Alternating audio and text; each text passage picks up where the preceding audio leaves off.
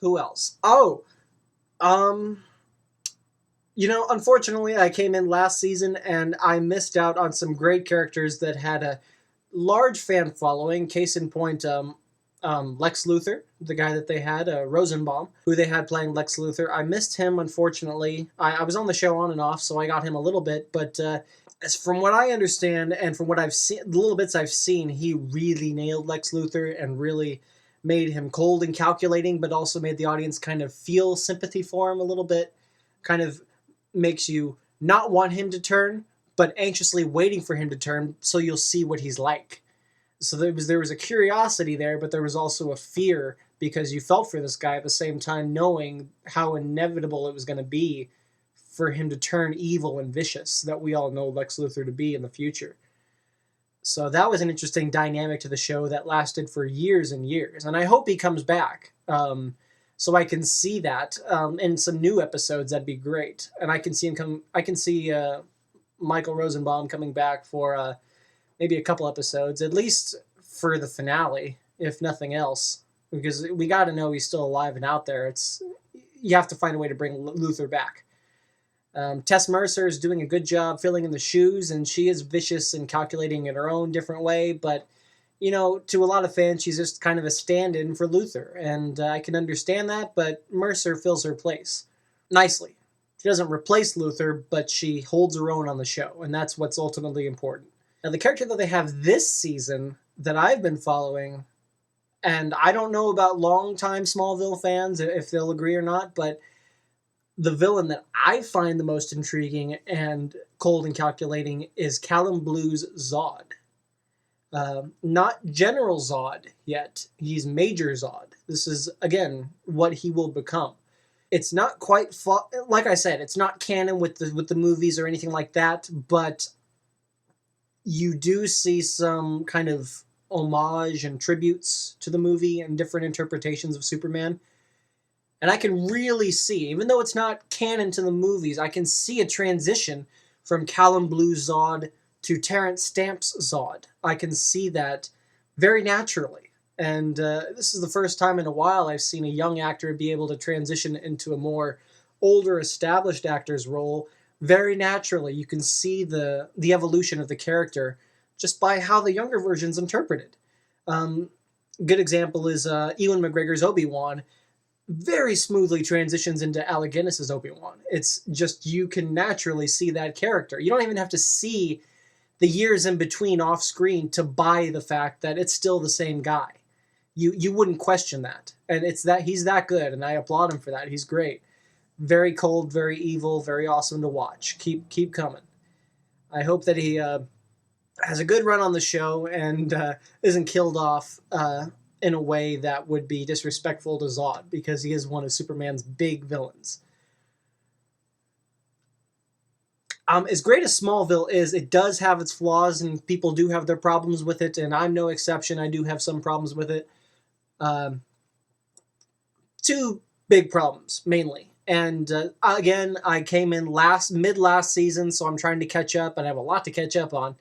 But I do have some couple of qualms with the show, and they are, last season, the big villain that they had was Doomsday, or their interpretation of Doomsday.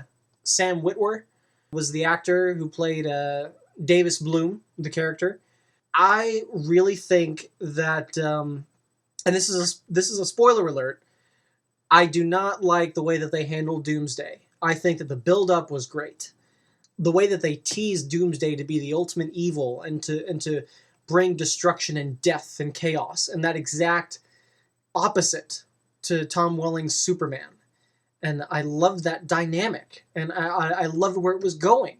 And they just seemed like they ran out of episodes to build on, and suddenly Doomsday is killed off rather quickly.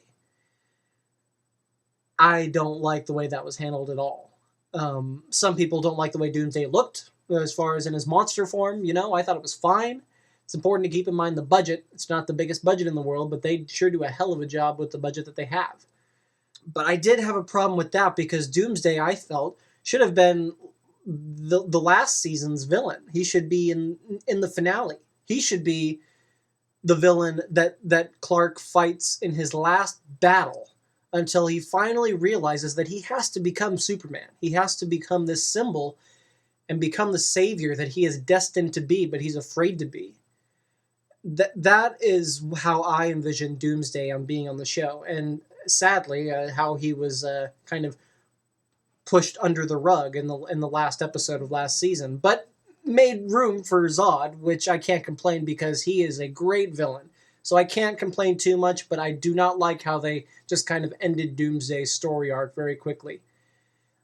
My other big problem, and this makes sense, is that even though Clark is trying to learn how to be Superman and what responsibilities to have and what he should do and what he shouldn't do, when he finally dons the costume, the Superman costume, and becomes Superman and not the Blur, how is anyone not going to be able to know that Clark Kent and Superman are the same person? How are they going to not know that?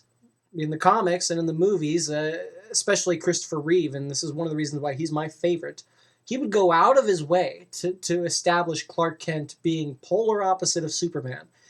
Clark does none of that. And understandably so, he's still learning what to do and how to do it, but when he finally becomes Superman, how are people not going to know the difference?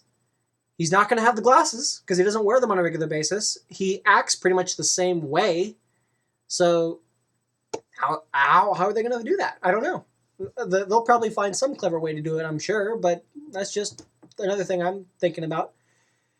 Another thing, while I'm on it, another thing that kind of bothered me was in this season, the Superman that they finally had, or the closest thing to at this point, was the black shirt Superman, kind of broody. And I felt that was kind of strange because Superman it represents hope and light, and Batman is more dark and broody. And yet, this Superman, or this incarnation, is kind of dark and broody. He's acting Batman-like a little bit. And that threw me off for a few episodes. I wasn't sure I liked that. But, it's all part of the evolution of the character. Not everything is going to be bright and full of sunshine. It's modern day. The Superman needs to understand that not everything's like that. We can't have a golden age Superman in a post 9/11 world. It just doesn't work that way. And this show understands that and is trying to write according to what the audience expects. And that's very good. So again, this season has been spectacular. I have loved every episode where they brought in other DC characters like Zatanna and made Oliver Queen a regular cast member. They brought in the Wonder Twins. They brought in past seasons. They brought in Bizarro and Brainiac, and they brought in all these different characters. And they're finally starting to explore more of the comic book and adult settings instead of focusing on the teenage angst, which is very nice. That's part of the reason why I didn't get involved in the show for so long. And I'm really sorry that I didn't, because it's a really wonderful, beautiful show. And it makes me proud to be a comic book fan, because the show really is a great introduction for people who don't read comic books. And it's a great way to provide validity for these characters and how they can actually exist in a real world if they did. Rumor has it that this next season, season 10, and it will happen, but rumor has it that it's going to be the last season, and that it's going to be the series finale. And I'm sorry to see it end. I really am. It's a wonderful show. It's very beautifully written, beautifully acted. Everything about it's wonderful. And I'm going to be sad to see it go, but I just hope they end it with a bang and end it with Superman being put back on the pedestal that we all want him to be on. And hopefully giving hope for a Superman film franchise that we all desperately want and that we've been wanting for the longest time. Maybe Tom Welling can use this as a springboard to be Superman on film. Doubtful, but maybe. Let's face it, he would have been a better Superman than Brandon Routh had. I love Brandon Routh, but Tom Welling has him beat. But in his defense, Welling has much better material to work with.